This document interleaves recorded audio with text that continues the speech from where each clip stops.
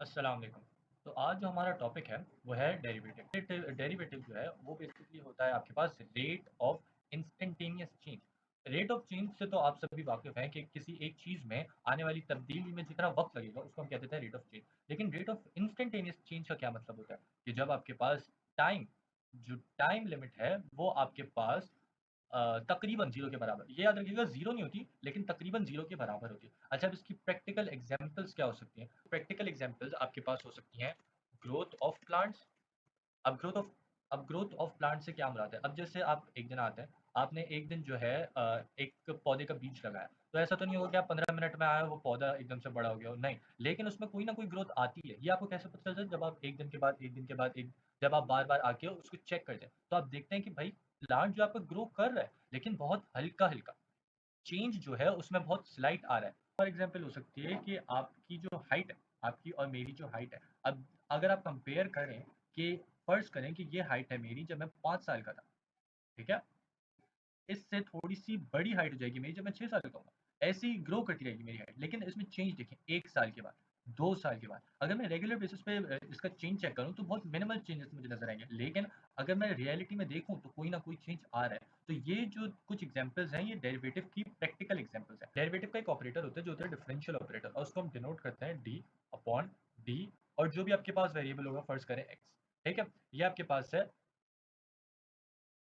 ये जो आपके पास है ये होता है डिफरेंशियल का ऑपरेटर।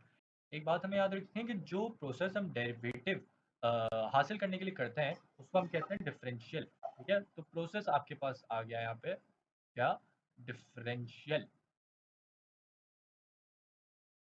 और जो आपके पास आंसर निकल के आता है उसका, उसको हम कहते हैं डेरिवेटिव, ठीक है? वो ये रहा आपके पास।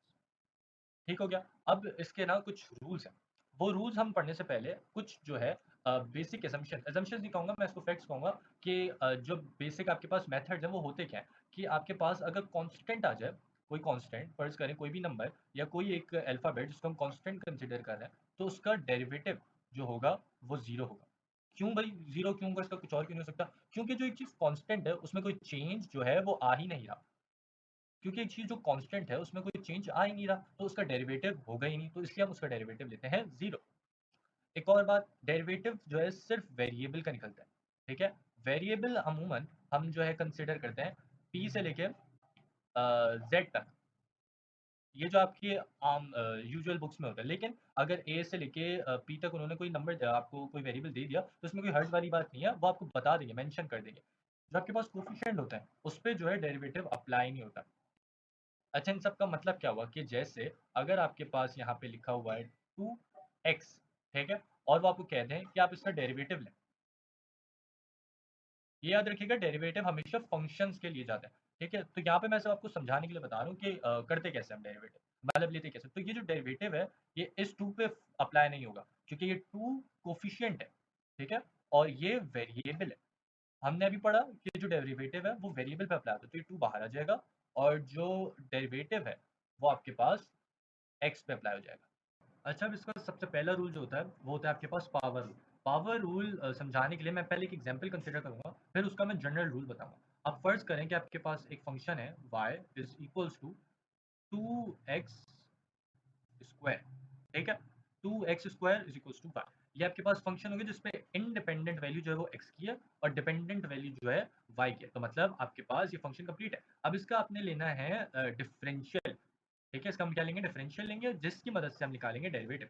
आपने दोनों इस फंक्शन के दोनों तरफ जो है वो डिफरेंशियल ले लिया विद रिस्पेक्ट टू x, ठीक है? तो यहाँ पे आ जाएगा ये d अपॉन dx, और y में y आ गया यहाँ पे, ठीक है?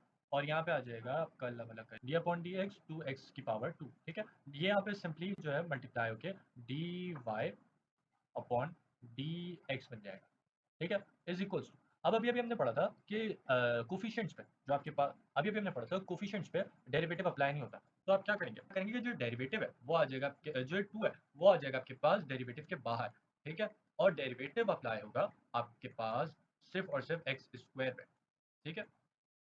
अब x के पास कुछ पावर है, तो इस पावर को हम कैसे सॉल्व करेंगे? इस पावर को हम बड़ी आसानी से सॉल्व करेंगे, और वो कैसे? यहाँ पे आपके पास dy अपॉन dx ऐसे ही चलता हुआ आ रहा है, ठीक है? ये आ गया dy अपॉन dx, ये आ गया एज़ इट इज़, यहाँ पे 2 एज़ इट इज़ आ गया। अब पावर को हम ऐसे सॉल्व करेंगे कि जो आपके पास पावर होगी उसको हम एज़ इट इज़ नीचे उतार लेंगे, ठीक है? जो पावर के बगैर आपके पास जो वेरिएबल होगा उसको हम एज़ इट इज़ नीचे उतार लेंगे। अब पावर से 1 कम करके इस वेरिएबल पे लगा देंगे। यहाँ पे 2 थी, यहाँ पे 1 आ जाएगी। 1 लिखने की ज़रूरत नहीं, लिख भी दी तो कोई मसला नहीं है। और जो है डेरिवेटिव ले लेंगे हम अकेले वेरिएबल का, ठीक है? यहाँ पे अकेला वेरिएबल मतलब पावर के बगैर वेरिएबल है x, सही हो गया। इसके बाद हम क्या करेंगे कि dx अपॉन dx ये सिमिलर टर्म्स है तो ये कैंसिल आउट हो जाएंगी। 2 इंटू 2x ये आ जाएगा आपके पास 4x और ये आपके पास आ गया इस डेरिवेटिव का। तो अब जनरल रूल लिखने के लिए कि हम जो है पावर रूल को अप्लाई कैसे करते हैं, हम यहाँ पे देख लेंगे कि dy, ठीक है, ये जो फंक्शन है आपका अपॉन dx, ठीक है, ये लग जाता है जब आपके पास